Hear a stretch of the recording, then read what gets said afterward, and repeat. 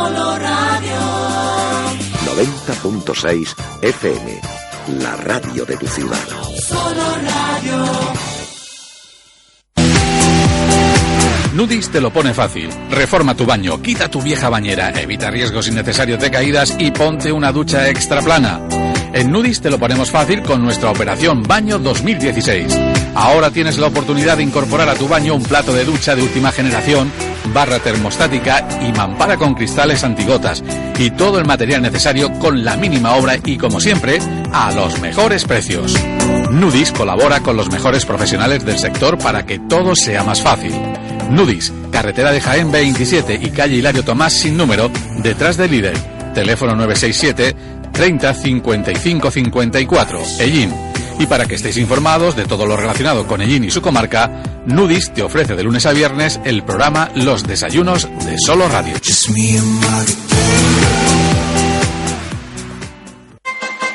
Noticias, información, efemérides, tradiciones. En definitiva, la vida de Ellín y sus gentes. En Los Desayunos de Solo Radio. De lunes a viernes, a partir de las 8:30 de la mañana. Repetición a las 2 de la tarde. Los Desayunos de Solo Radio, para hablar de todo y de todos.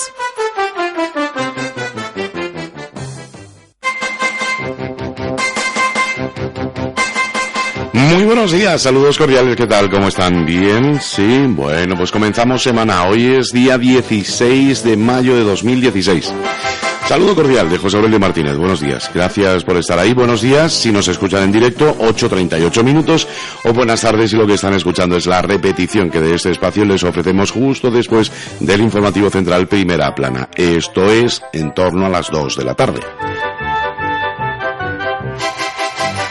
Hoy tengo que comentarles que teníamos previsto un programa muy diferente, pero que lo vamos a tener que posponer en el tiempo hasta el miércoles. Lo vamos a dejar hasta el miércoles porque hoy José Ángel Ruiz nos tenía que contar todas sus vivencias en torno al Festival de Eurovisión. Sí, él estuvo en directo, bueno, ya lo saben. Han visto ya incluso fotografías en todo el mundo, ¿no? Que José Ángel Ruiz estuvo en Eurovisión. Bueno, nos tiene que contar, por supuesto que sí, todo, absolutamente todo, lo que ha vivido durante esta pasada semana. Y como digo, se lo contaremos el próximo miércoles. Hoy va a ser imposible porque, pueden entender, después del viaje y demás, pensábamos que sí, lo íbamos a poder realizar en el día de hoy, pero va a ser imposible. Con lo cual, el miércoles nos tiene que contar absolutamente todo. Y hoy lo que vamos a hacer es, le vamos a tener también en el programa, pero lo que vamos a hacer es hablar de cetrería. Algo que puede resultar a muchos de nuestros oyentes, pues un poquito desconocido, pero, bueno, pues así lo será un poquito menos. Es un programa que les ofrecíamos allá por enero del año pasado y que, bueno, pues oye, nos abrió mucho los ojos en torno a esta disciplina que, bueno, pues puede llegar a ser muy interesante. Por lo tanto, hoy en los desayunos de Solo Radio hablamos de cetrería. Como siempre buscamos contenidos interesantes para compartir contigo. Comenzábamos la semana con la información deportiva, todo lo que sucede en el mundo del deporte llinero. Ayer nos centrábamos en la actualidad de la Asociación de Peñas de Tamborileros, que nos pusieron muy al día de, bueno, pues lo realizado hasta el momento y también de los proyectos más cercanos en el tiempo. Y hoy la verdad que también les proponemos un programa muy entretenido y muy interesante, seguro que sí. Para la mayoría de nuestros oyentes va a resultar este programa pues con un contenido de algo bastante desconocido, Pero esto pues tiene doble valor, porque así al fin y al cabo lo que vamos a hacer es conocer un poquito más este arte de la cetrería, que es sin duda el contenido principal de este programa, además de conocer pues a una persona que ya está en nuestros estudios y que ya puedo comentarles que si tiene la mitad de las cualidades que tienen sus padres, vamos a disfrutar mucho de su compañía. Sí. Pero no estaré solo en esta andadura, ni muchísimo menos. Además, hoy cederemos muchísimo espacio a nuestro buen amigo y compañero José Ángel Ruiz. Muy buenos días. Buenos días. Tratándose de un asunto que bien podríamos incluir dentro de un poquito el espacio de deportes, pues hoy no podía faltar. Es más que un deporte, La cetrería es un estilo de vida y en el cual pues muchas veces se vive por y para la cetrería. Uh-huh. Bueno, además no vamos a hablar de cetrería con una persona que llega de, no sé, de San Sebastián y que nos va a contar qué es la cetrería y todo lo demás, ni muchísimo menos. Mínimo dinero. Efectivamente, es de los nuestros, para empezar. Y ya decía yo lo de sus padres, con lo cual en cuanto le presentemos a nuestro invitado, pues tendremos que explicar también que, bueno, pues son sin duda muy amigos de esta casa, sus padres, y a los que apreciamos muchísimo. Su padre precisamente un gran artista, sin duda, además de otras muchas cosas, y su madre pues una bellísima persona, a los que aprovechamos para saludarles si nos están escuchando ahora en directo, que no lo sé tan tempranito, o nos escuchan en la repetición o incluso pues en las grabaciones. No, y para que vean las casualidades que da esta vida, ¿no? Anoche, pues justamente cuando nos fuimos a cenar para hace mucho tiempo que nos veamos, ¿no? Después de que hiciera un largo viaje fuera de España, muchísimos kilómetros, que vamos a hablar después, pero venía mi padre y me preguntó ¿quién es? Y yo le dije quién era. Y dice, pues tu abuelo y yo durante muchos años he estado de aprendiz.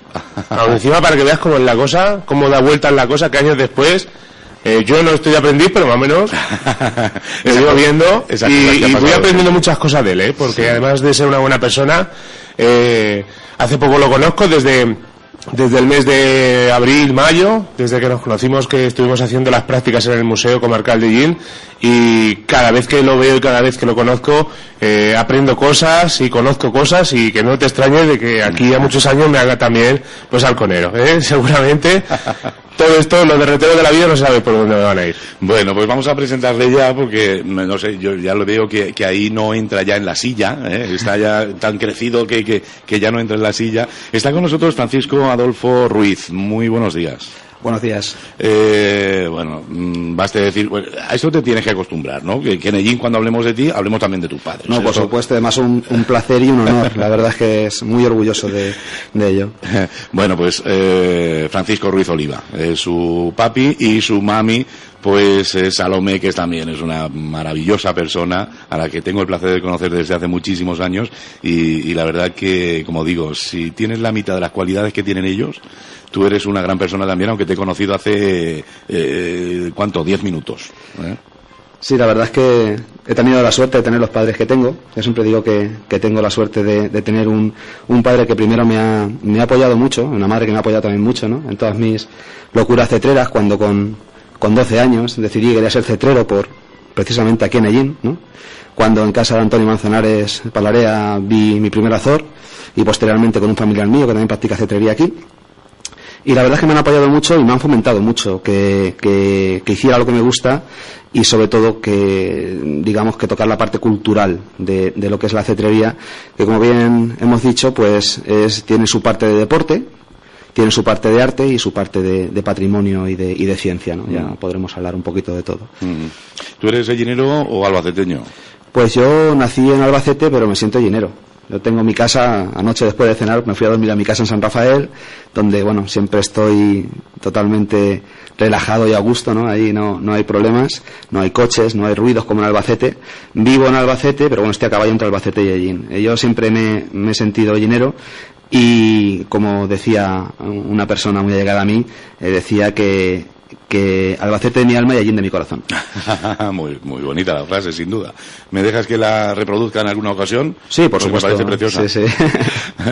Muy bien. Bueno, pues aquí nuestro invitado de hoy ha sido delegado regional de la Asociación Española de Cetrería, delegado provincial de la Federación Castellano-Manchega de Caza, Cetrería, presidente de la Asociación Cetrera de Albacete, de la Asociación Príncipe Don Juan Manuel para la Conservación de la Cetrería, y miembro de la Unión Española para la Defensa de la Cetrería y las Aves de Presa, EUDECA, y también de la Asociación Española de Cetrería y Conservación de Aves de Presa, así como también de la Sociedad Albacetense de Ornitología.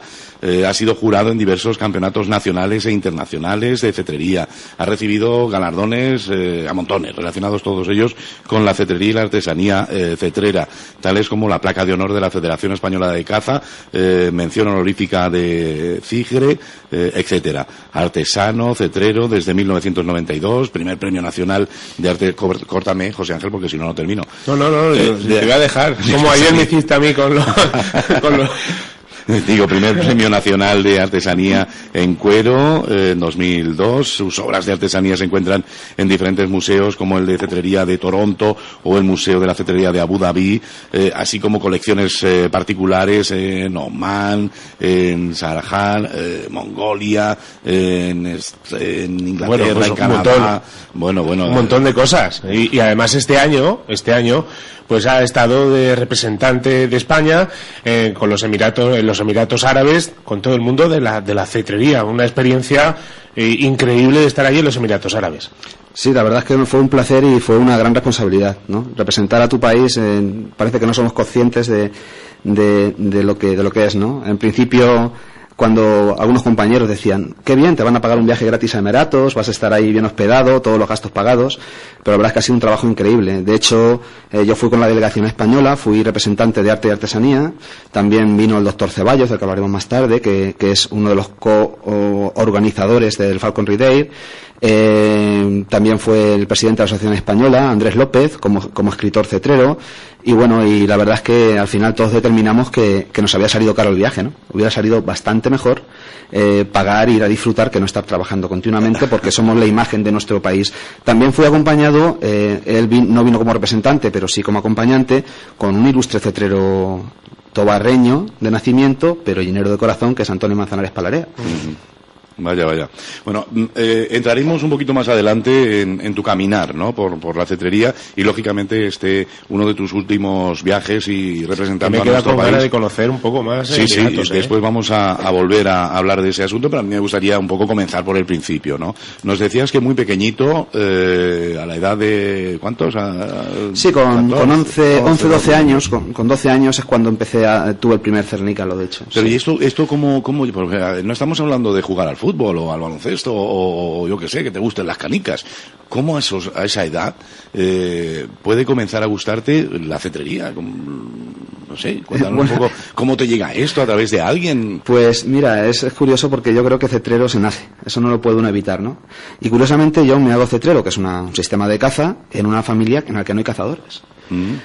Y la primera vez que yo vi un ave de presa, que tuve el primer shock, fue allá en el 79, un año antes de que muriera Félix. Y me acuerdo que acompañaba a otro ilustre llenero, Antonio Moreno, con sus hijos, con lo cual mi padre y él y sus hijos y yo hemos tenido una amistad toda la vida, y me acompañó a ver a Palarea. Entonces era Palarea, ¿no? Empezaba con la fotografía en plan profesional y demás, y era colaborador de los Días de la Fuente. Y él Antonio es una persona que es un gran cetrero y que está bastante desconocido en el mundo de la cetrería, ¿no? Porque luego él se retiró, como todos sabemos, a hacer educación medioambiental y fotografía y demás. Pues, y ahora ha vuelto a la cetrería de nuevo, es un placer tenerlo como compañero de nuevo.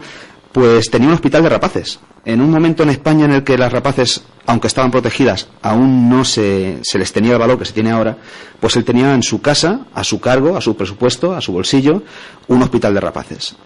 Y fuimos a verlo, Antonio Moreno, Jesús Moreno, su hijo, y Antonio, y fuimos a verlo, y yo me quedé totalmente enamorado de dos cosas. Lo recuerdo como si fuera ahora. Uno fue un azor que tenía en el jardín, y otro era una madera de caperuzas, que aquello para mí era como algo, ¿no? Como algo de otro planeta, ¿no? Unas cosas ahí, unas capuchas. Bueno, decir que yo, claro, me he criado en el taller de mi padre, en el estudio de mi padre. Entonces aquí tienes que estar maravillado, ¿no? Yo me he quedado impresionado cuando he visto los dibujos de mis hermanicos, como digo yo, ¿no? No te he dicho nada, sí. No te he dicho nada precisamente para que fuera una sorpresa para ti, pero tenemos dos grandes murales de dos de las obras majestuosas que tenemos relacionadas con nuestra Semana Santa en Ellín, y las tiene justo enfrente, el monumento al tamborilero y al nazareno. Me siento en familia. Pues lo cierto es que, claro, mi padre siempre me ha inculcado pues digamos que una sensibilidad especial hacia el arte y hacia la cultura, ¿no? Y bueno, pues digamos que me impresionó mucho ver aquello. Ahí quedó la cosa. Creo incluso recordar que de pequeño pues se me dijo, pues si viene aquí el amigo Félix, ya te lo presentaré, porque venía a menudo allí, como él era colaborador suyo. Y bueno, pues muere Félix trágicamente en accidente. Y mi padre pues hace uno de los primeros monumentos a Rodillas de la Fuente que se hizo en Albacete, y su proyecto inicial era hacer un azor en un puño, ¿no? Porque él pensaba que la cetrería era lo que más representaba a Félix, ¿no? Más que el lobo incluso. pero bueno, aquello al final no llegó por motivos de presupuesto y tiempo a donde quería, y fue la primera vez que oí yo la palabra cetrería, ¿no? Y aquello era como una cosa que me rondaba la cabeza desde muy chiquitito, y aquello que sería, y tuve la inmensa suerte que un primo mío, primo segundo, de aquí de Ellín, pues era cetrero también, y yo no lo sabía. Y en el 82 tengo mi primer azor en el puño, y bueno, aquello fue como un síndrome de Stendhal, ¿no? Para mí, el mundo me daba vueltas, y le dije a mi padre, quiero ser cetrero, siendo un mico, un enano. Y lo que a lo mejor otro padre, otra familia hubiera dicho, esto es una tontería de niños, pues mi padre se fue a su estudio, tiene una grandísima colección de documentación para sus obras, y me sacó una carpetita que aún conservo que ponía cetrería. Y venían artículos de cetrería y recortes de periódicos que él había recuperado desde que hizo la mili en Ceuta, incluso apuntes del natural de halconeros marroquíes, ¿no? Y en vez de coger y decir, no, tú dedícate a los estudios y déjate de tonterías, pues mi padre se va a Madrid y me trae un tratado medieval de cetrería. Entonces yo empiezo a estudiar la cetrería y bueno, ya hasta hoy. Eso ha sido una forma de vida, primero como afición y ahora ya profesionalmente. Pero tú no tenías que ser torero o algo así, me han dicho a mí. A mí lo primero... Tú sabes mucho. Sí, de pequeño, bueno, pues de pequeño la verdad es que mi padre es un gran taurino y bueno, como sabéis, gran parte de la obra de mi padre es taurina. Y sí que de pequeño me tenía yo la obsesión de ser torero, de muy pequeñito, estamos hablando de 6 años. Y bueno, yo he veraneado casi toda mi infancia en una aldea de aquí, que es la Nava de Bautista. Y bueno, pues una vez un familiar lejano mío decidió, dice, ¿quieres ser torero? Pues te vas a enterar, ¿no? Y me metió en un corral con un murueco, con un carnero, y me dio una paliza increíble. Y era un niño de 7 años u 8. Y me revolcó 4 veces, y me acuerdo que tenía un capotito que me habían traído mis padres de Sevilla. Y tiré el capote y dije que ya de torero nada, ¿no? Ya se había acabado. Afortunadamente, sí, me duró poco el arte. Muy bien. Hoy tienes una doble labor. Primero, tenemos que conocerte muy de cerca, pero también tienes que explicarnos exactamente qué es esto de la cetrería, ¿no? Porque es algo que nos resulta muy desconocido y tienes que contarnos para entender la cetrería y para saber exactamente en qué consiste. ¿Qué es la cetrería? Bueno, pues la cetrería, si cogemos el diccionario de la Real Academia de la Lengua, viene a ser algo así, hablo de cabeza, como el arte en el cual se utilizan aves de presa adiestradas para cazar animales salvajes en su medio. Y también se le define en la segunda acepción como el arte de cuidar y adiestrar aves de presa, ¿no? Según la Junta de Comunidades, en la normativa de cetrería, en el reglamento de cetrería, dice que la cetrería es la caza con aves de presa de animales salvajes en su medio y el adiestramiento para la caza. Yo lo comparto totalmente, la cetrería es caza, o sea, no nos vamos a andar con chiquitas, la cetrería no es un mercado medieval en el cual un pájaro viene al puñito, no es tener un pájaro y salir por la calle diciendo que soy cetrero, y en eso lo tenemos muy claro desde la mesa de ética cetrera en la que he tenido el honor de participar. Es, como hemos dicho, un arte, porque como todo arte se requiere sensibilidad y paciencia, porque las aves de presa no entienden el castigo. De hecho, decía Miguel Delibes, que no era ningún tonto, que la cetrería era una forma de esclavitud vocacional. Hay que tener vocación de cetrero, de esclavo para ser cetrero, porque se es cetrero 24 horas al día, 365 días al año. Un halcón, un azor, no es una escopeta que limpias y metes en el armero. También decía Rodríguez de la Fuente que la cetrería era la primera vez en la que el hombre dominó a una bestia sin necesidad del látigo y el yugo, ¿no? En realidad Félix siempre decía que la cetrería era una alianza entre el halcón y el hombre. Es así porque el ave de presa no entiende el castigo. Curiosamente tú a un perro te hace algo y le dices no, y incluso coges un periódico y le das así un poquito para que oiga el ruido y se asuste, y él entiende un castigo, lo que se llama un refuerzo negativo. Pero el ave de presa no lo entiende, solamente entiende el premio, ¿no? El premio o la neutralidad. Y es mucho más complicado de practicar la cetrería por eso, porque establecer el idioma con el ave de presa es complicado. Pero sobre todo es una alianza, porque la cetrería nace, que se sepa, en la estepa póntica, en el centro de Asia, lo que hoy es Irak, y incluso tirando hacia Kazajstán y Mongolia, y nace hace, como decimos, 4.000 años, que se sepa, por medio de los escitas, una tribu nómada que hizo algunas cositas interesantes como adiestrar el perro o el caballo y al mismo tiempo el halcón. Y bueno, a raíz de aquello pues se practica la cetrería en todo el mundo, se va digamos que moviendo a lo largo de todo el mundo, hacia China, hacia el norte por los pueblos pueblos godos que entran luego en Europa y entran en España, por medio de los musulmanes por el sur norte del norte de África. Y bueno, pues es una alianza, como hemos dicho, entre un halcón y el hombre de 4.000 años de antigüedad. ¿Cómo que una alianza? Muy sencillo. La cetrería nace de un acto espontáneo, y es que el halcón no puede cazar en el suelo, no está físicamente preparado para cazar en el suelo. Y los halcones de la estepa póntica, que se llaman halcones sacres, que son unos halcones muy poderosos con los que he estado cazando en Emiratos hace poco, se alimentan básicamente de una presa que se llama butarda uvara.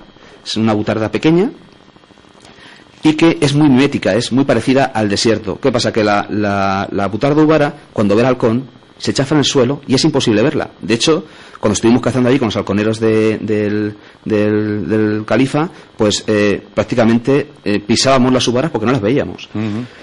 Y bueno, pues el halcón en esas condiciones no puede cazar una uvara. Y el hombre tampoco podía cazar la uvara porque no llegaba con sus armas rudimentarias, ¿no? Cuando los hombres avanzan por el desierto en sus caravanas nómadas, levantaban las uvaras que salían volando, y el halcón que aprendió pronto a sobrevolar las caravanas sabía que tarde o temprano una butarda volaba y él cogía la butarda. Entonces, ¿qué pasa? El hombre lo primero que hace es, en la necesidad de conseguir proteína, espantar al halcón y quedarse con la uvara. Pero en cuanto lo hacen 2 veces, el halcón deja de seguir la caravana. ¿Qué hacemos? Dejamos que el halcón coma y nos llevamos el resto. Y empieza a haber una colaboración entre el hombre y el halcón. Siguiente paso natural, ¿cuál es? Tener un halcón para hacer aquello que es accidental de una forma organizada. Así nace la cetrería, así llega a España, y bueno, pues luego, pues lo que todos sabemos en la Edad Media, todo está relacionado con la cetrería, desde Fernando el Católico, desde que en Malta Carlos V la cambia la isla de Malta, se la da a los caballeros de San Juan de Jerusalén, los hospitalarios de la Orden de Malta, que fueron posteriores, a cambio de un halcón peregrino al año, que da pie a la película El halcón maltés, uh-huh, de Humphrey Bogart, todos conocemos. Bueno, a que, por ejemplo, también Carlos V ayuda a Túnez años después en una batalla a cambio de 3 halcones alfaneques al año, y se convierte realmente en una pasión, que es la otra vertiente de la cetrería. Es una auténtica pasión. Si no estás apasionado con esto, no lo puedes hacer. ¿Por qué? Porque es demasiado exigente. Te digo que es un amante muy exigente, ¿no? Y luego tiene su parte de parte científica. El anillamiento científico nace en base a los anillamientos que se hacen en el siglo XVIII en Holanda para controlar las garzas.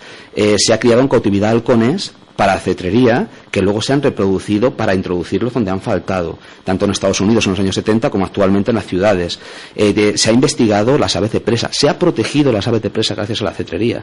En 1965 las protege Rodríguez de la Fuente, que era un cetrero, que no era un ornitólogo. Los ornitólogos estaban a su labor, que evidentemente es fundamental, que era investigar las aves, pero protegerlas las protege un cetrero, lo consigue un cetrero. Uh-huh. Y así todo. Es una pasión, es un deporte, es una parte de nuestro acervo cultural, y luego sobre todo es patrimonio de la humanidad, que bueno, ha sido el patrimonio de la humanidad más internacional que ha dado la UNESCO, y luego es bien de interés cultural en Castilla-La Mancha. Uh-huh. ¿No? Yo creo que por desconocida, pues a veces la gente piensa que la cetrería es eso, pues disfrazarte de medieval y salir en un mercado, que es respetable, pero es una cetrería. La cetrería tiene una carga cultural y patrimonial detrás que yo creo que debe ser respetada y debe ser protegida, estudiada y como una buena cadena, que cada uno seamos un eslabón que pase al siguiente eslabón y que podamos mantener la cetrería viva. La verdad que nos tienes a José Ángel y a mí, y supongo que también a nuestros oyentes con la boca abierta. Iba a preguntarle, pero mejor no lo ha podido decir. La verdad que no me extrañaría nada, en absoluto, que disfrutaran un montón los alumnos que han participado en los diferentes cursos sobre inseminación artificial de aves de presa, que diste en Albacete en el 98, aves rapaces en Alcalá de Júcar en el 96, cetrería básica y artesanía cetrera también en Albacete hace un par de años, entre otros, terminen amando también la cetrería. Y los niños. y los niños. Porque tú no te conformas con ser cetrero, ¿no? Tú vas más allá.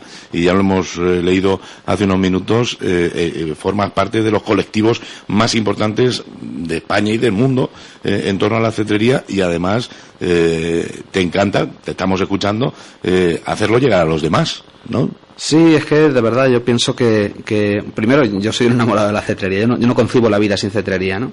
Cuando por motivos laborales no he podido practicar la cetrería, me he sentido profundamente infeliz, así de claro y así de sencillo, ¿no?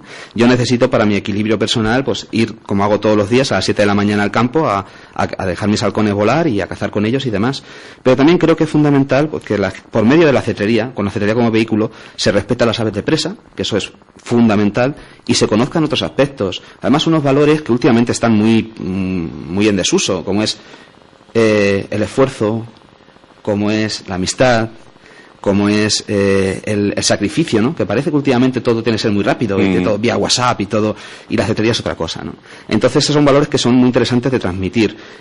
Sí, me dedico y me he dedicado a hacer diferentes cursos, entre ellos, bueno, yo destacaría el de inseminación artificial en aves de presa, en una época en la que la cría en cautividad era como un tabú, ¿no? Como los 4 que sabían inseminar artificialmente, que es como realmente se consiguen aves de presa en cantidades importantes. De hecho, hoy en día hay más oferta que demanda en aves de presa, desde halcones peregrinos a águilas. Pues yo aprendí inseminación artificial de un maestro cetrero en Valencia, que a la vez lo había aprendido en Alemania, y me da el visto bueno para yo divulgar lo que es la inseminación artificial. Y doy mi primer curso de inseminación artificial en aves de presa. En aquella época yo tenía un centro de cría en Albacete, y la doy en una asociación de Madrid. Expliqué las técnicas y recuerdo que algunos socios de la asociación decían, este tipo nos ha engañado, esto no puede ser tan fácil, ¿no?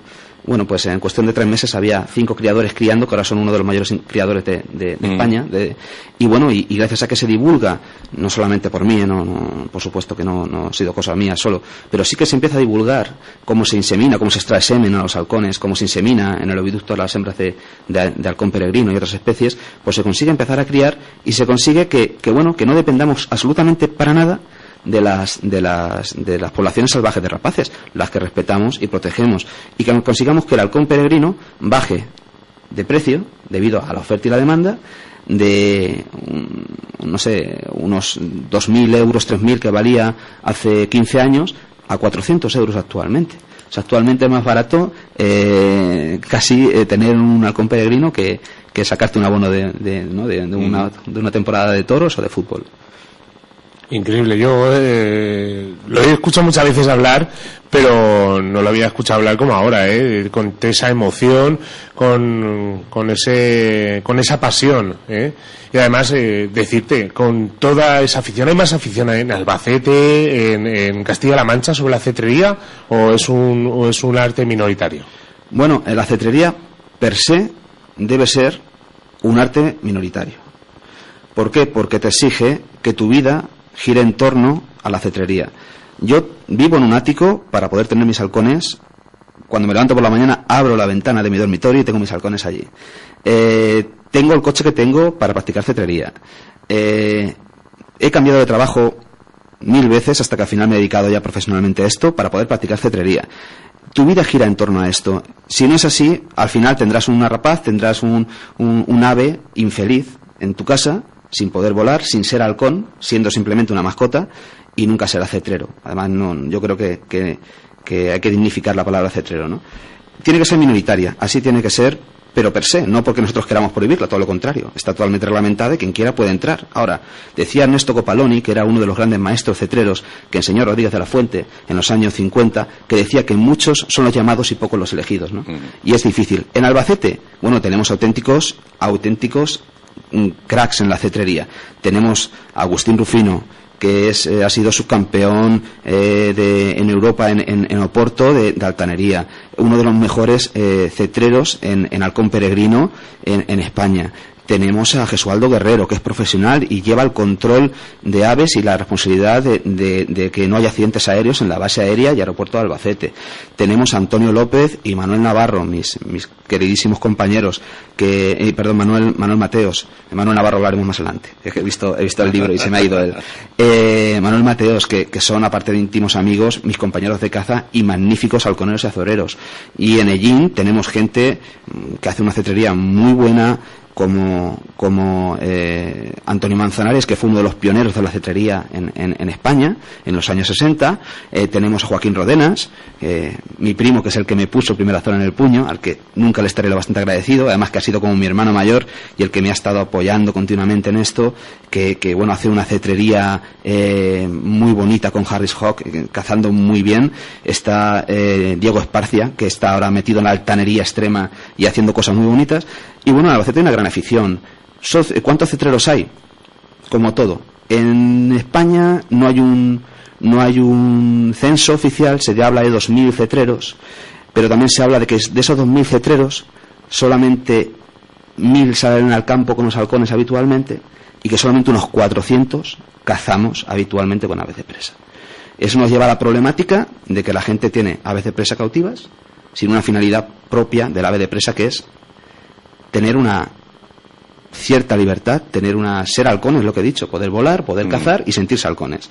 Pero en Albacete tenemos un nivel altísimo, altísimo. Y gracias a eso, pues yo lo poco que sé, lo aprendí de estos maestros, Agustín Rufino, Antonio Manzanares, Mariano Manzanares, que no debo dejármelo en el tintero, porque era halconero profesional de Rodríguez de la Fuente y que llevó durante muchísimos años el centro de recuperación de aves de presa de Albacete, en solitario, y que fue el que me enseñó desde cómo hacer una caperuza a cómo adiestrar un perro para cetrerías. Hay gente muy importante y la verdad es que es un orgullo y una gran ayuda tener a esta gente alrededor.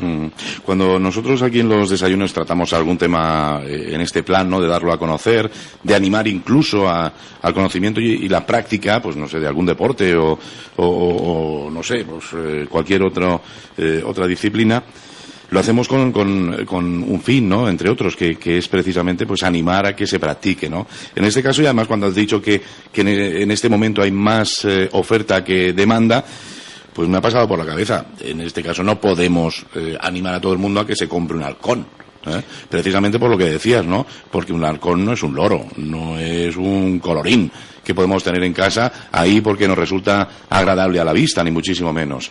Es como estabas diciéndonos, ¿no? El halcón tiene que ser halcón. Exactamente. Y no puede estar, pues eso, como mascota metido en casa, en un piso de 90 metros. Sí, pero yo animaría a la gente a que conociera la cetrería. Conocerla, o sea, sí. No es lo mismo practicarla que conocerla. De hecho, yo tengo un buen amigo que practicó la cetrería conmigo 3 años. Se fue a la mili y cuando volvió, yo ya había dado el paso de azores a halcones. Tenía una hembra de halcón queridísima por mí, que ya murió hace mucho tiempo, que se llamaba Fontana. Y cuando vino de la mili, nos fuimos al campo. El halcón se puso a 200 metros de altura, salió una perdiz y la cazó, y dijo: mira, Adolfo, yo he pensado que cuando yo quiera ver cazar una perdiz te llamo y no tengo que mantener un halcón, ¿no? Sí. Es así de sencillo, pero sí animo a la gente a que conozca la cetrería, a que se meta en el mundo de las aves de presa, de la naturaleza, de la actividad al aire libre, y que la disfrute, porque la cetrería es una actividad que la sufre uno, que es el halconero, pero puede ser compartida por mucha gente. Y sobre todo lo que es ver un vuelo y un ataque de un halcón peregrino a 380 kilómetros por hora, que a veces silban como si fuera una bala, ¿no? O una cinta o un azor a 90 kilómetros por hora detrás de una liebre, que luego la captura es lo de menos. Porque lo que recreamos, hemos dicho que era un arte, y el arte recrea la naturaleza. Lo que pretendemos con la cetrería no es llenar el morral, que lo haríamos con una escopeta, sino lo que pretendemos es poder disfrutar de una cosa que es cotidiana en la naturaleza, pero es muy complicada de ver, que es los vuelos y la caza de unas aves de presa, y poder recrearla de una forma organizada para nosotros poder recrearnos a nuestra vez en aquella visión. Y eso se puede compartir. Entonces, lo que animo a la gente es que realmente conozca la cetrería, que sepa lo que es la sensación de que un ave de presa libre, que puede ser libre absolutamente, él vuela suelto, cuando quiera se puede ir, que solamente se queda contigo por una máxima que decía el doctor Vitalaza, que era todo por amor, nada por la fuerza. pues que tengan esa experiencia, ¿no? de ver la cetrería. Eso sí que lo animo. Luego, si alguien realmente está interesado, ahí está al alcance de todos. Pero es muy complicado, aviso, es muy complicado, muy sacrificado y económicamente no es barato, no nos engañemos. Muy bien, ahí sobre la mesa, José Ángel, tienes en tus manos ya pues un libro que, bueno, pues no hemos tenido tiempo de leer ni muchísimo menos porque lo acabamos de descubrir hace unos minutos, al menos yo personalmente. No sé si José Ángel ha tenido la oportunidad de ojearlo, pero que viene firmado precisamente por nuestro invitado, ¿no? Y ahí veíamos algunas fotografías así o la pluma muy muy interesantes. José Ángel, ¿qué tienes en tus manos? A ver. Pues tengo el libro de Adolfo Ruiz, Estimado amigo halconero, que es un libro en el cual pues tiene entre ellos correspondencia entre Félix Rodríguez de la Fuente y de la persona que está hablando, Manuel Navarro Brufal, entre otros pioneros de la cetrería moderna española. Un libro en el cual pues se narra gran parte de la cetrería y de la historia de la cetrería en el siglo anterior. Sí, es curioso porque en España la cetrería ha desaparecido 2 veces por decreto. Es bastante curioso. El primer decreto fue en el siglo XVIII, en el cual, bueno, pues se elimina el cuerpo profesional de halconeros, el Real Gremio de Halconería o de Volatería. Y bueno, y posteriormente cuando se recuperó la cetrería, ahora hablaremos un poquito de cómo se recuperó y por quién, pues en el 89, pues movimientos políticos, la política es así de caprichosa, pues deciden inmolar la cetrería y prohibirla como método masivo y no selectivo. O sea, ahí queda. Bueno, eso va a pasar a la historia. De todo al nada. Sí, decir, la cetrería es masiva, o sea que el halcón caza todo lo que sale y no selectiva, caza todo lo que vuela, ¿no? Cuando un halcón, por ley natural del mínimo esfuerzo, lo que hace es que caza la presa más disminuida, y cuando un halcón caza una presa, y es muy difícil convencerle para que cace otra, porque él sabe que ha cazado y quiere comer. Claro.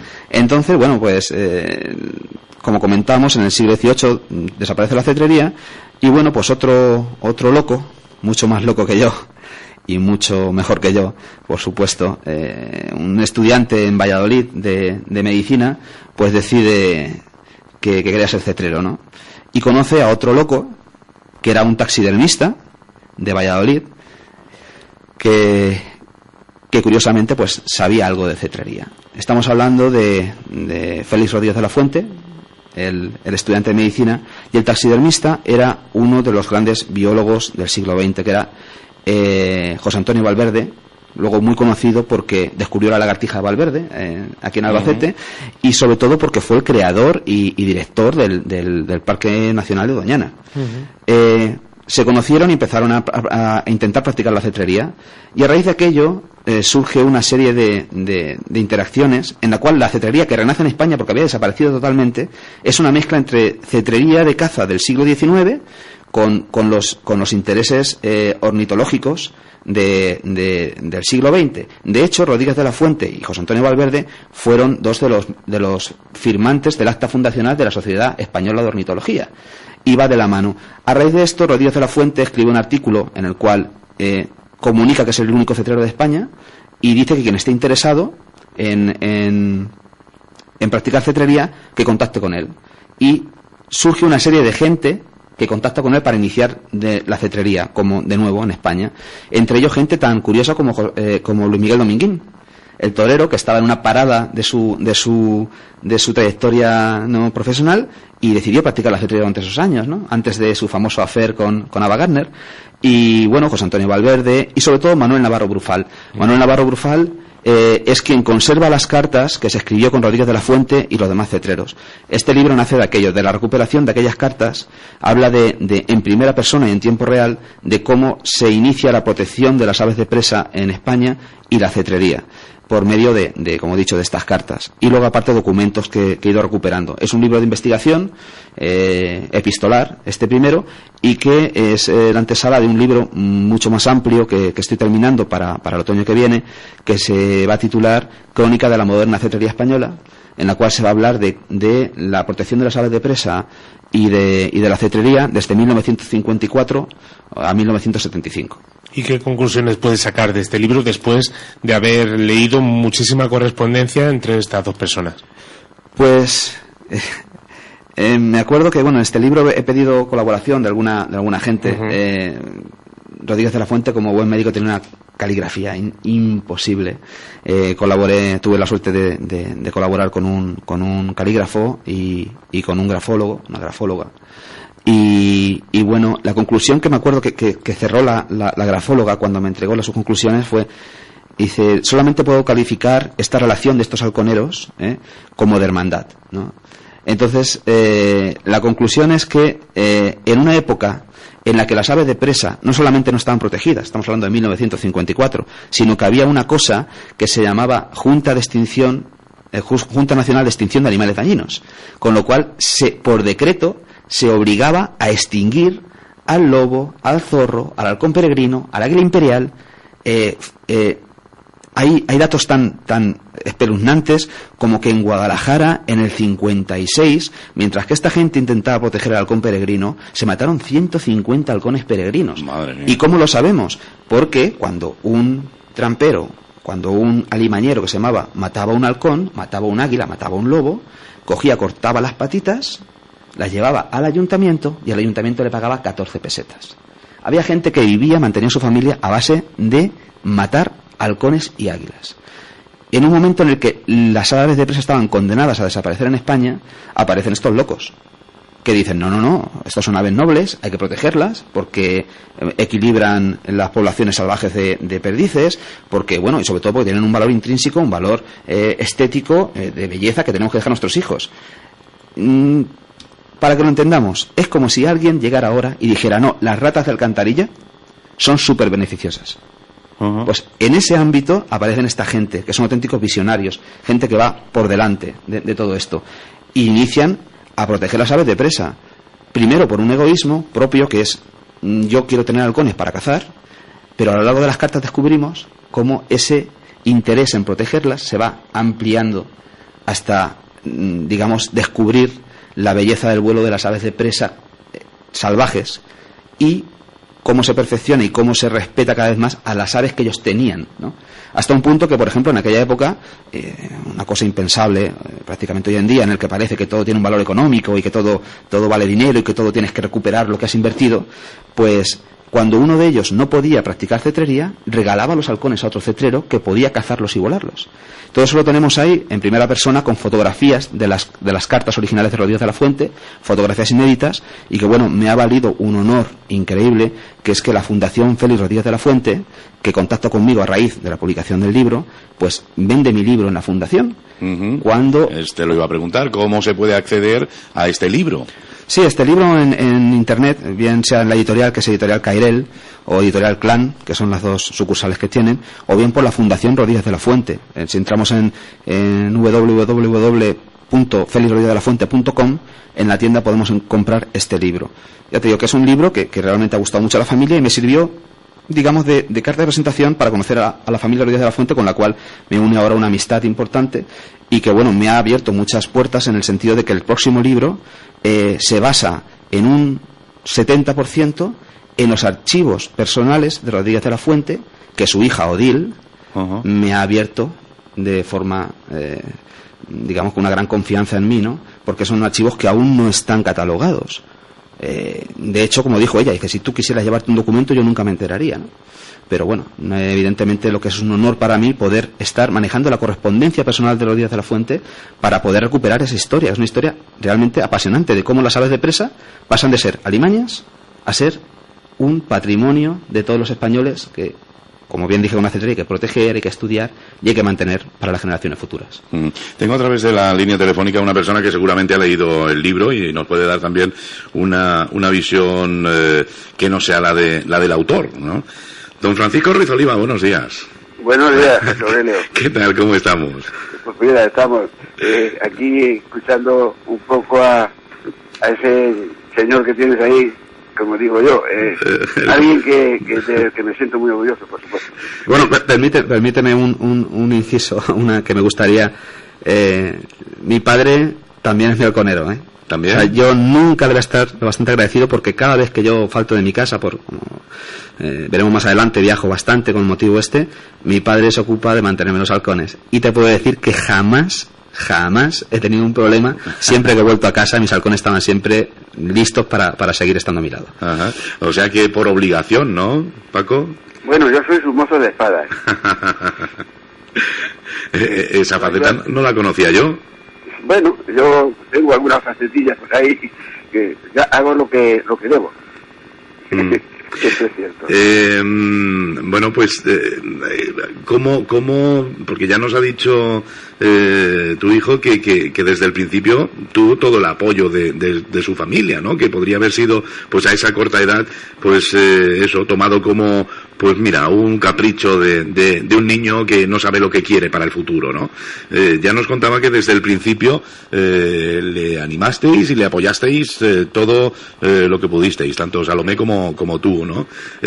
¿Cómo vive un padre el que su hijo de 12 años le diga, pues yo quiero dedicarme a esto?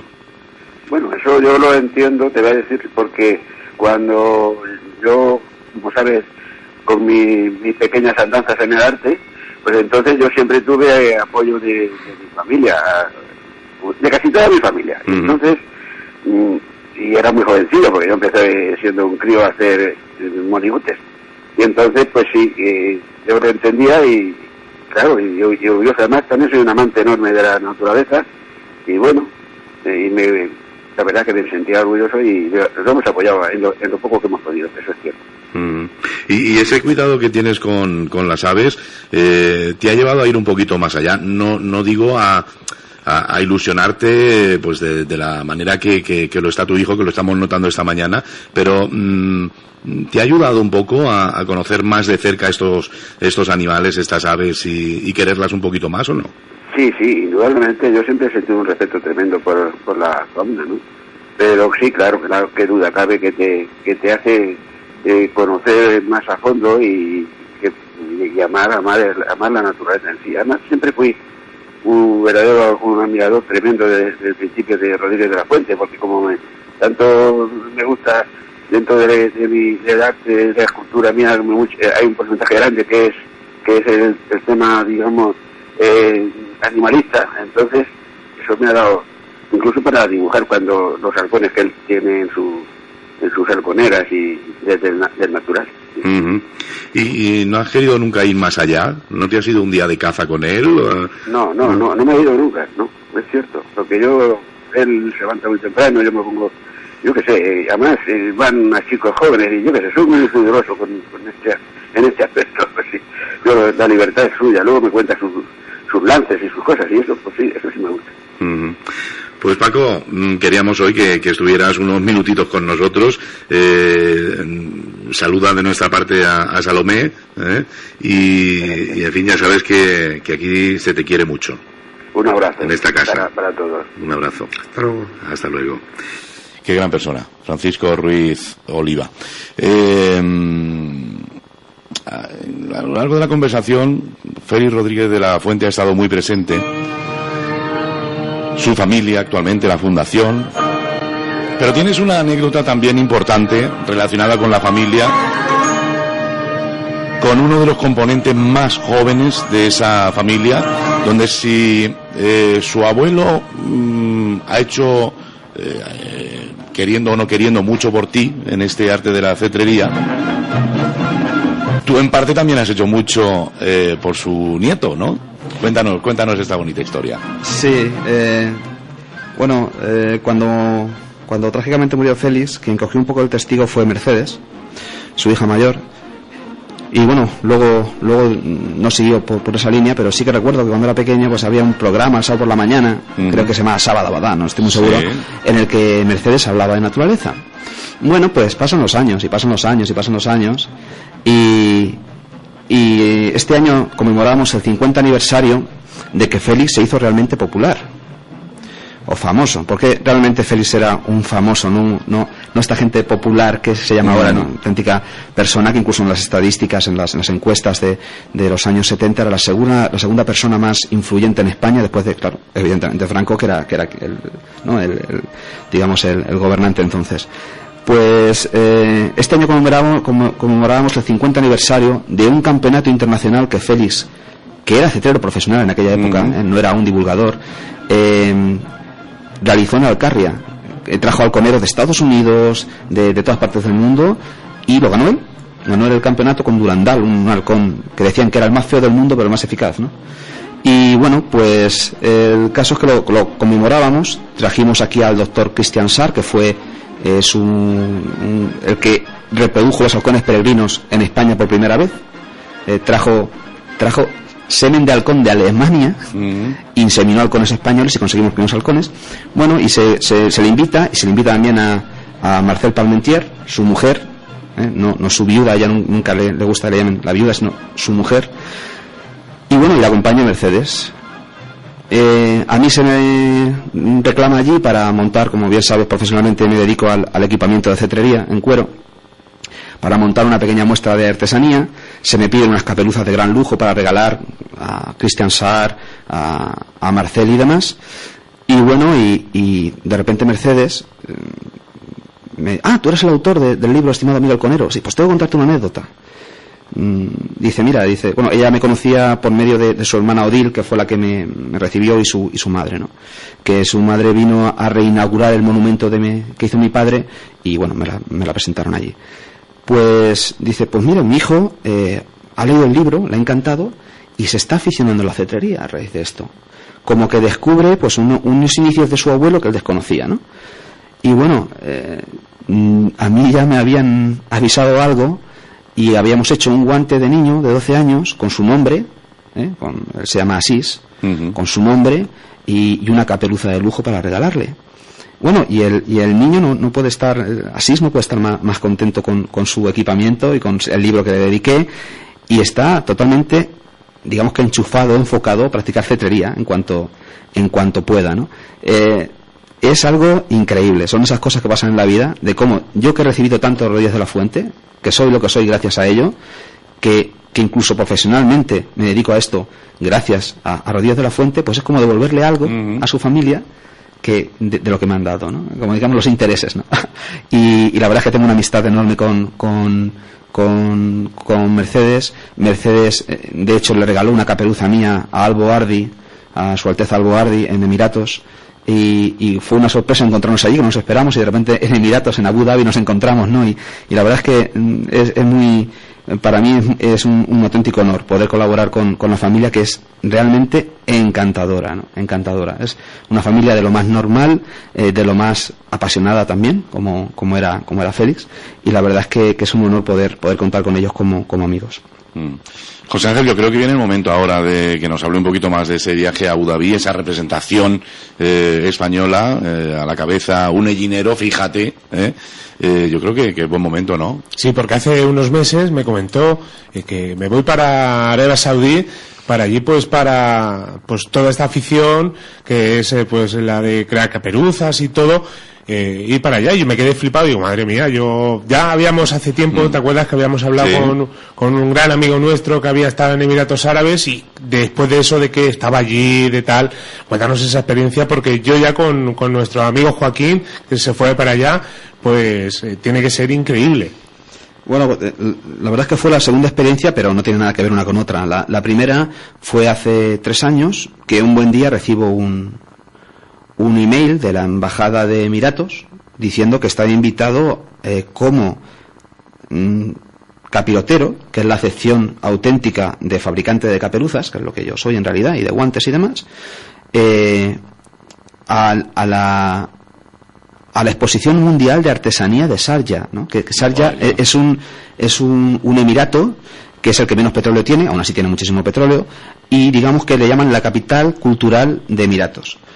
Yo me creía que yo era una tomadura de pelo, y bueno, mi por entonces esposa Larisa dice, oye, mira, vamos a llamar a la embajada a ver si va a ser verdad, porque me decían que me pagaban el viaje, que querían que diera una conferencia allí, y bueno, y aquello era, digo, esto es una broma o algo, y efectivamente así fue, y allí me fui a Sharjah, di una conferencia en inglés sobre la influencia de la artesanía árabe en la cetrería española, andalusí del siglo XV, del siglo XIII al siglo XV, y bueno, y fue una experiencia buena, pero ¿qué pasa? Que el único halconero que había era yo.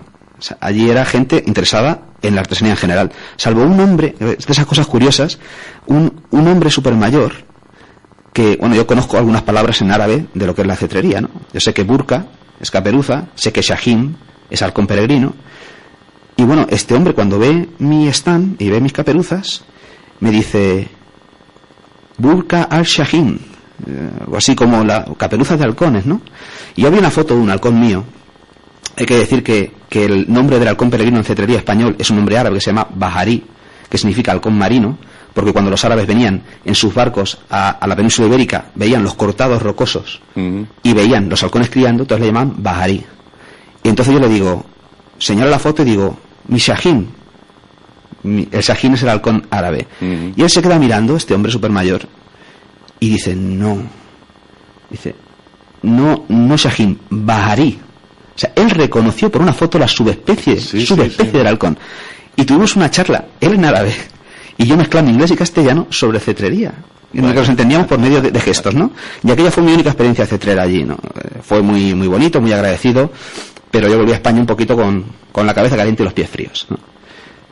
Y ahora, hace, pues unos meses, recibo una notificación del Falconry Festival, que es la mayor reunión del mundo de cetrería, que la organiza el califa bin Zayed, que es el presidente de Emiratos Árabes Unidos, y que conmemora cada 3 años el reconocimiento de la cetrería como patrimonio de la humanidad. Y este hombre pues invita a 80 países, 80 países de todo el mundo, a una experiencia única. Y me comunican de la organización del Falconry Festival que había sido seleccionado para representar a España en la categoría de arte y artesanía. Así que allí me voy con lo más granado de los cetreros españoles, con la maravillosa compañía de Antonio Manzanares también, y bueno, allí vamos a representar a España, cada uno en nuestra categoría.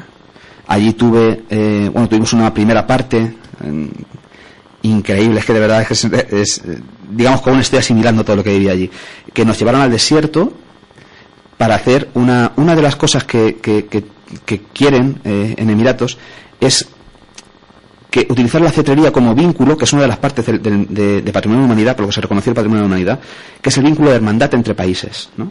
Y allí imagínate compartir jaima, tienda de campaña en el desierto, rusos con americanos, musulmanes con cristianos, gente como los cubanos que venían los pobrecitos, que me contaban cosas que a mí se me quedaban lágrimas, ¿no? de las condiciones de vida en Cuba, con gente tan pudiente como los daneses, ¿no? Y ahí éramos todos halconeros. Qué bonito. Ahí nunca se habló de política, de religión, de estatus social, jamás. Era todo cetrería. Y estuvimos una semana en el desierto, se daban conferencias, durmiendo en tienda de campaña. Yo precisamente decían comitivas que decían, no, todos juntos. Y yo decía, no, vamos a separarnos, vamos a conocer a la gente, interactuar. Y yo me fui con turquimanos, que no hablaban inglés. Y estuve conviviendo con ellos 5 días en una jaima, comiendo con ellos y empapándome de su cultura, ¿no? Bueno, pues ahí estuvimos, entre otras cosas, viendo conferencias, vídeos, conociendo a la gente, comiendo juntos. Increíble, un campamento en el desierto en el que había moqueta en el desierto.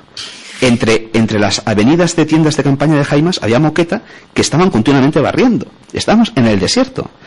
Y bueno, unos buffets increíbles, o sea, allí aquello no faltaba absolutamente de nada. Y una de las actividades más importantes que realicé, que iba a decir que era un sueño, no es un sueño porque nunca lo soñé, nunca me atreví a soñar aquello, fue irme a cazar con los halconeros del jeque, a cazar la butardubara. Fue una experiencia impresionante, estuvimos cazando libre del desierto y a butardubara, estuve con los halconeros particulares de allí de Emiratos. Y luego, después de una semana en el desierto, impresionante, de visitar el Falcon Hospital, que es un hospital de halcones, en el cual, no sé, tiene más adelante cualquier hospital pequeño europeo, en el que como decían ahí, se les pasa la ITV a los halcones. No solamente se les cura, sino que se les está continuamente controlando que no tengan enfermedades y que puedan estar en un buen estado físico. En el que visitamos la gran mezquita de Abu Dhabi, una mezquita hecha, yo como informador turístico que soy, hecha en mármol de Carrara. O sea, de visitar Abu Dhabi, que es un vergel en medio del desierto artificial, y de ver que realmente el dinero también se puede utilizar para cosas buenas, no solamente para enriquecerse, sino que allí realmente hay un nivel de vida y hay un estatus importante y que revierte también bastante en la sociedad.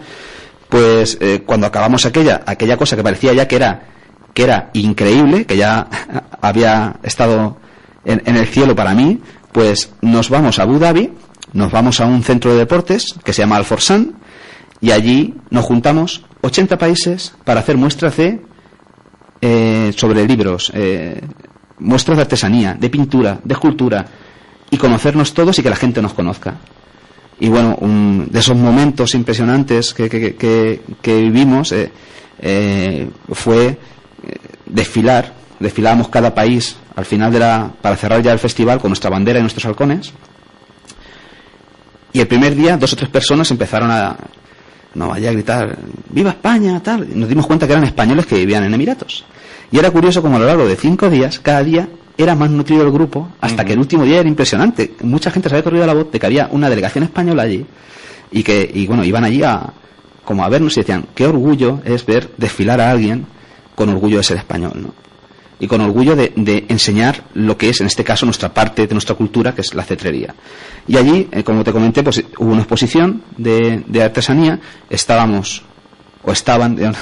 sé si incluirme o no, los mejores artesanos de cetrería del mundo.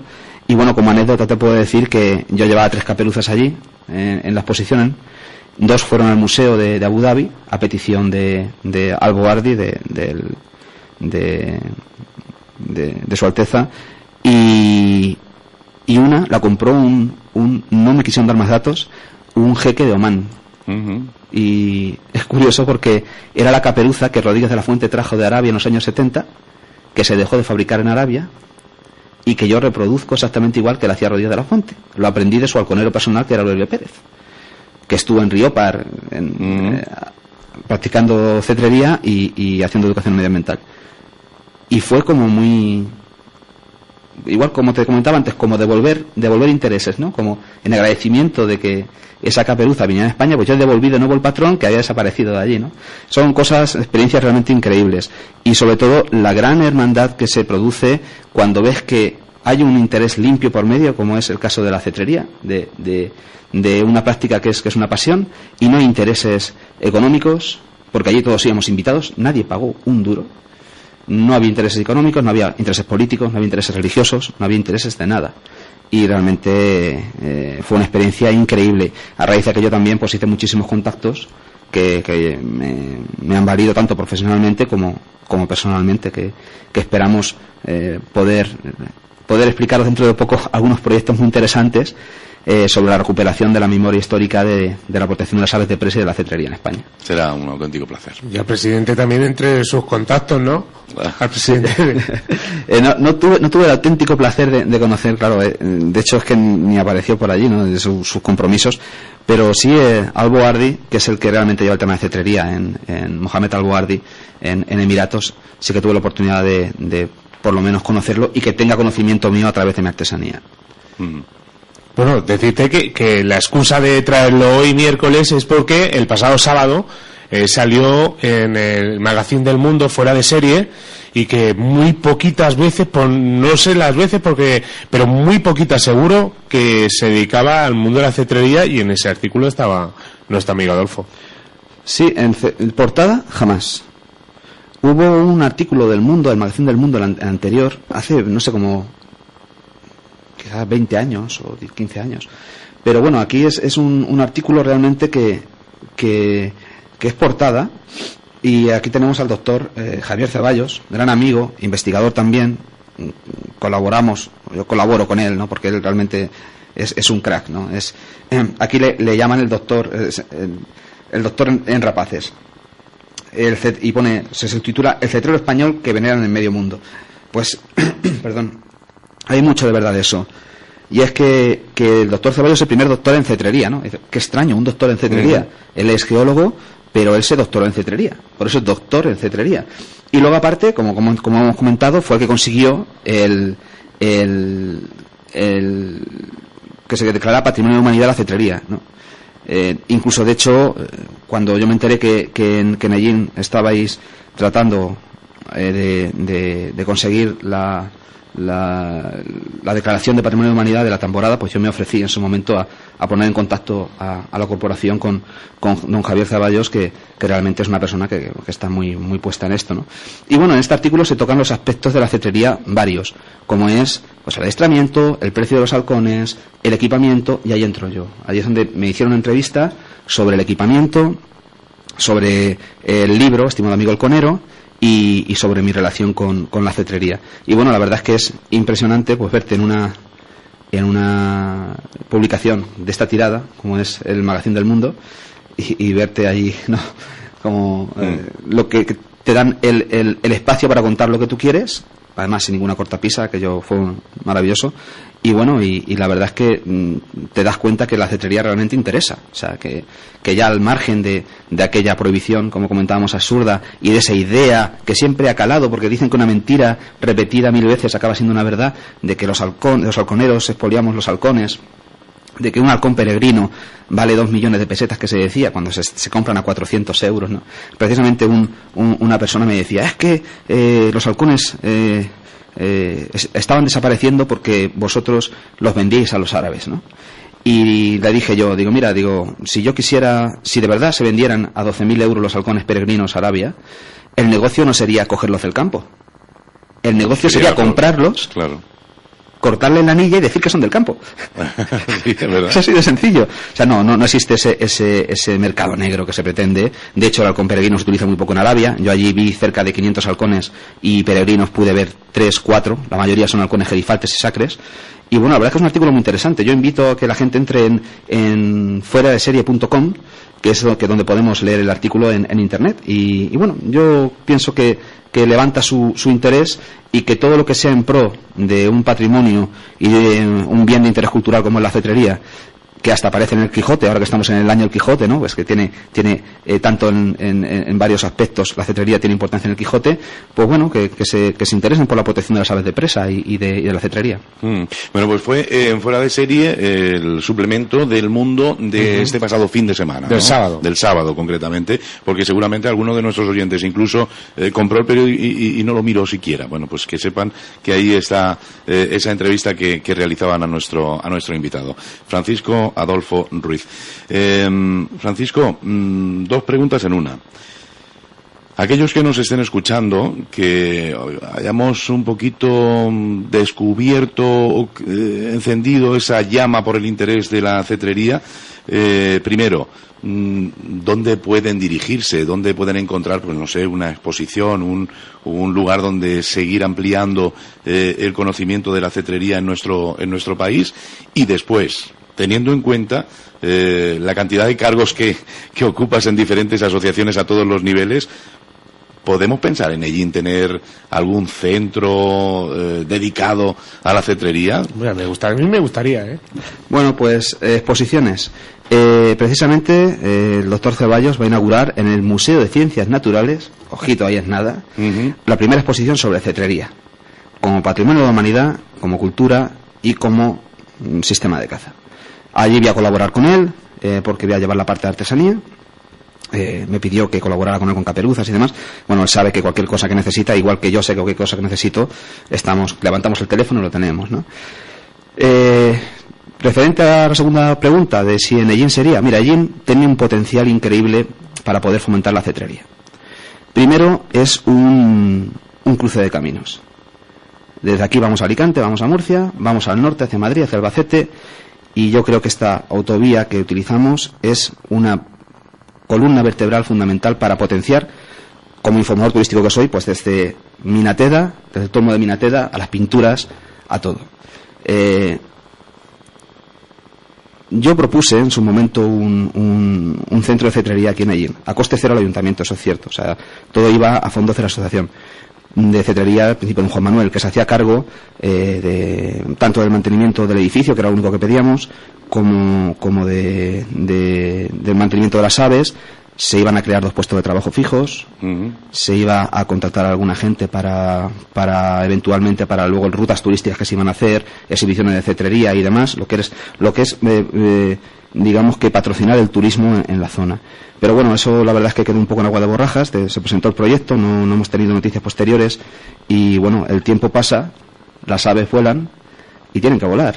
Y entonces ese proyecto, que incluía un museo permanente, una escuela de cetrería, una escuela de ética cetrera, de hecho gente muy importante de la cetrería española había donado ya fondos, incluso algunos aves, y bueno, eso lo hemos trasladado a Albacete. No me digas. Sí, es que vamos a ver, esto no es una cosa que sea una pinacoteca. Las aves tienen que tener su sitio, tienen que seguir haciendo su vida, seguir siendo halcones. Y bueno, tuvimos la suerte de que el Centro Ecuestre El Tomillar pues nos cedió gratuitamente las instalaciones, que incluyen 30 hectáreas para entrenar a los halcones, un picadero cubierto para hacer cetrería indoor, un aula de formación y demás. Y bueno, en principio hemos trasladado lo que son el proyecto Albacete, que en un futuro se puede hacer aquí. Ojalá, porque de verdad fue un gran esfuerzo preparar todo el proyecto. Fue apoyado por gente tan importante como el Real Gremio de Halconería, los halconeros reales, que es un gremio que data del siglo XIII y que dio su apoyo total al centro. El doctor Ceballos, que también dio su apoyo total. La Fundación Rodríguez de la Fuente, que estaba al tanto y le pareció una idea increíble. Y que bueno, al final ha quedado un poquito en eso, en agua de borraja. No tenemos, de hecho, conocimiento de que haya llegado más allá de presentar el proyecto, que fue nuestra parte. Nosotros hicimos nuestra parte y ahí quedó. Me da una pena inmensa lo que nos estás contando. Sí, me he quedado... Una pena inmensa porque, en fin, un proyecto que, como bien decíais, teníamos que aportar los ciudadanos a través del ayuntamiento instalaciones y ya está, y que el resto corría de cuenta de la asociación, que al final no se haya podido quedar en Ellín. Me da una pena tremenda. Aparte, además, es que Ellín, lo explico en el proyecto, tiene una importancia fundamental en la historia de la cetrería. Y estamos hablando de 3 siglos antes de Cristo.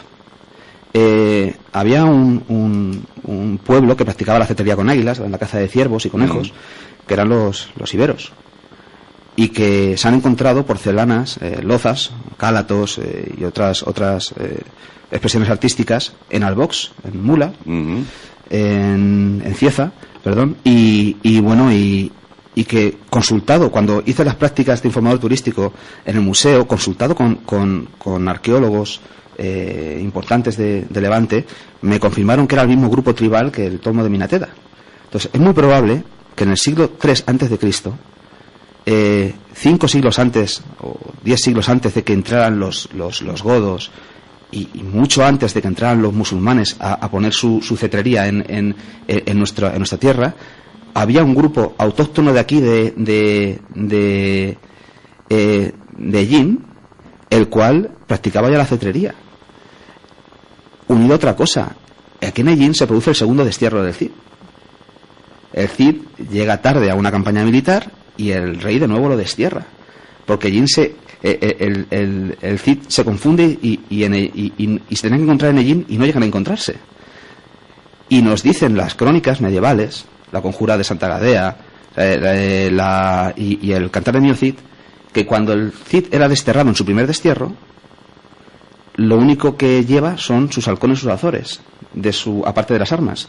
Y en la conjura de Santa Gadea lo confirma, que lleva sus halcones mudados y sus azores. O sea, es muy posible que el Cid pasara aquí practicando cetrería, por no contar otra anécdota buenísima, que en Campos de Ellín, en Tobarra, el príncipe don Juan Manuel, cuando marca los hitos de lo que eran las particiones de las diferentes zonas, dice una cosa tan bonita y tan poética como que, y para dar fe de que aquí está el hito que marca la comarca, suelto a volar mi azor. Eso está escrito, fíjate, de la puño y letra del príncipe don Juan Manuel.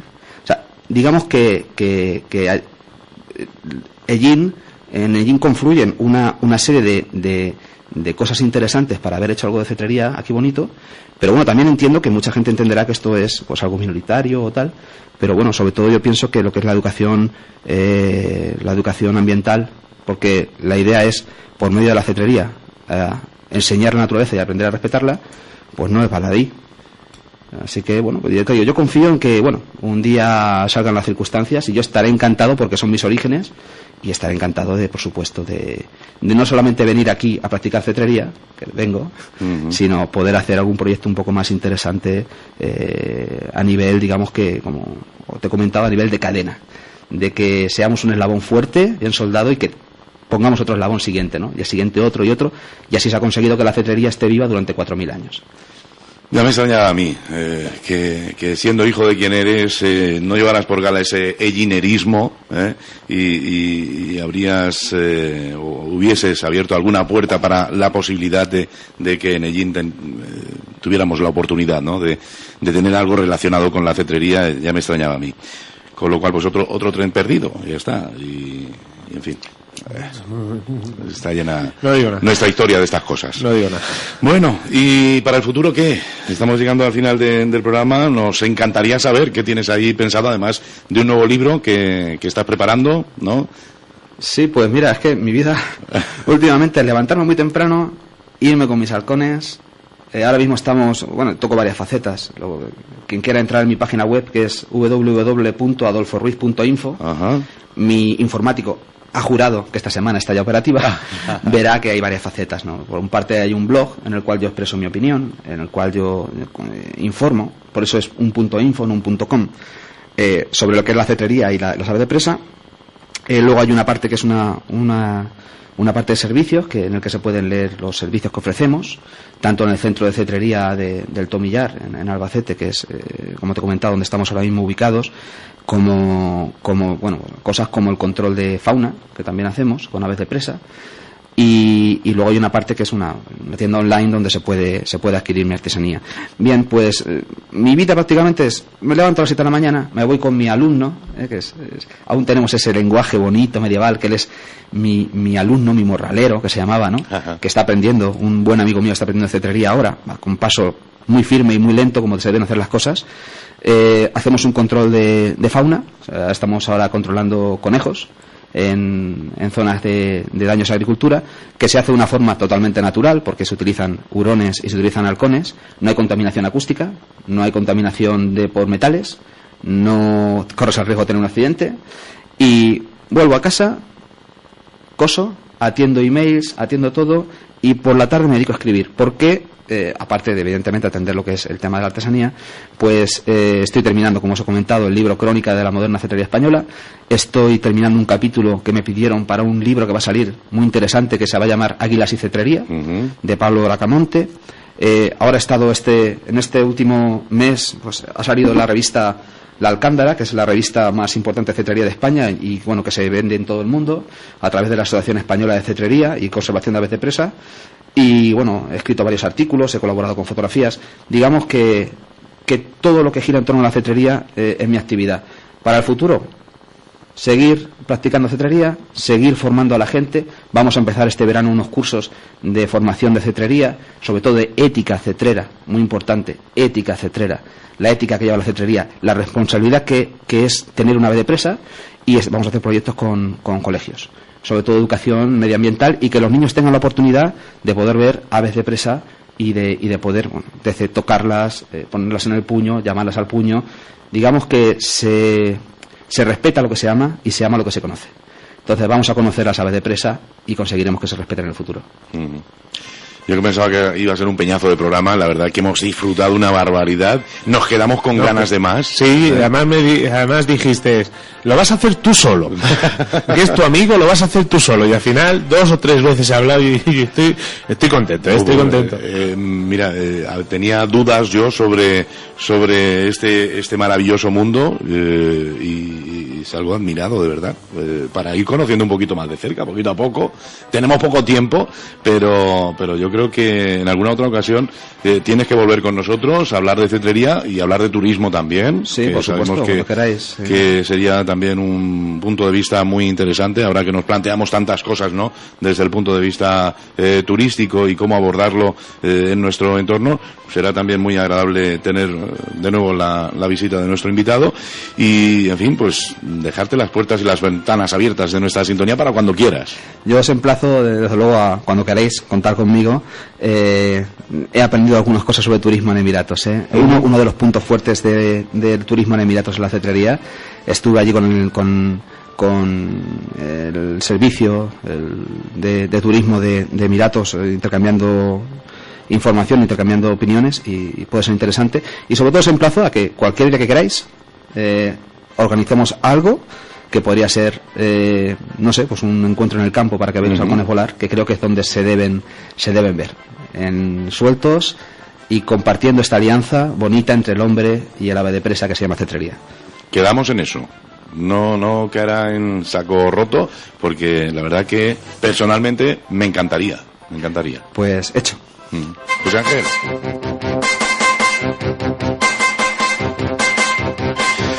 Pues aquí lo dejamos, hasta aquí los desayunos de Solo Radio en esta ocasión. Muchísimas gracias por la atención prestada. Y esperemos que muy pronto tengamos esa oportunidad de ver a los halcones volando. Gracias por la atención prestada. Nuestra programación continúa. Noticias, información, efemérides, tradiciones. En definitiva, la vida de Ellín y sus gentes. En los desayunos de Solo Radio.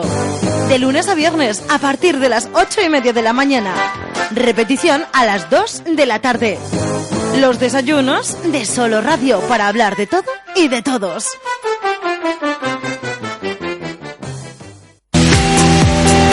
Nudis te lo pone fácil. Reforma tu baño, quita tu vieja bañera, evita riesgos innecesarios de caídas y ponte una ducha extra plana. En Nudis te lo ponemos fácil con nuestra operación Baño 2016. Ahora tienes la oportunidad de incorporar a tu baño un plato de ducha de última generación, barra termostática y mampara con cristales antigotas y todo el material necesario con la mínima obra y, como siempre, a los mejores precios. Nudis colabora con los mejores profesionales del sector para que todo sea más fácil. Nudis, carretera de Jaén 27 y calle Hilario Tomás sin número, detrás del Lidl. Teléfono 967 30 55 54. Ellín. Y para que estéis informados de todo lo relacionado con Ellín y su comarca, Nudis te ofrece de lunes a viernes el programa Los Desayunos de Solo Radio. Solo Radio. 90.6 FM, la radio de tu ciudad. Solo Radio.